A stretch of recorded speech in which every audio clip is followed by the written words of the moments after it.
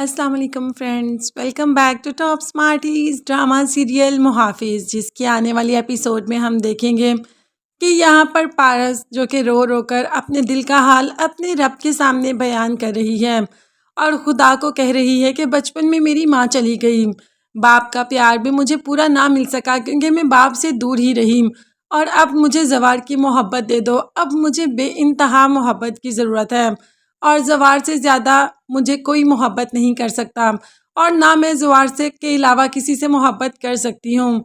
तो इस बार मैं तुमसे अपनी मोहब्बत मांग रही हूँ, मुझे मेरी मोहब्बत दे दो। सामने अब हारून तड़प देख रहा होता है पारस की, कि पारस तड़प तड़प कर रब से दुआ मांग रही है और तड़प तड़प कर अपने रब से कुछ मांग रही है, मगर हारून शायद ये अभी नहीं जानता कि वो किसी और को नहीं बल्कि जवार को मांग रही है।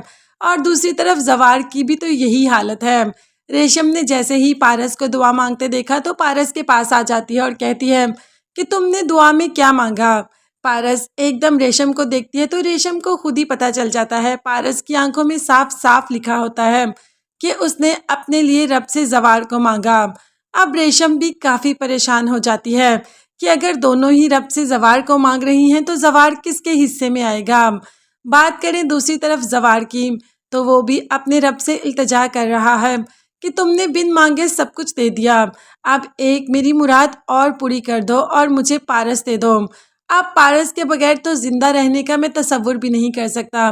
मेरे रब, मेरे मौला, मुझे पारस दे दे, पारस की मोहब्बत मेरी झोली में डाल दे, कुछ ऐसा कर के पारस हमेशा हमेशा के लिए मेरी हो जाए।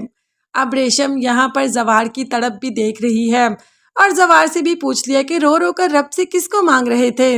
अब तो हारून भी सुन रहा था मगर कोई जवाब नहीं दिया जवार ने। रेशम तो सब जानती है कि जवार किसको मांग रहा था और पारस किसको मांग रही थी।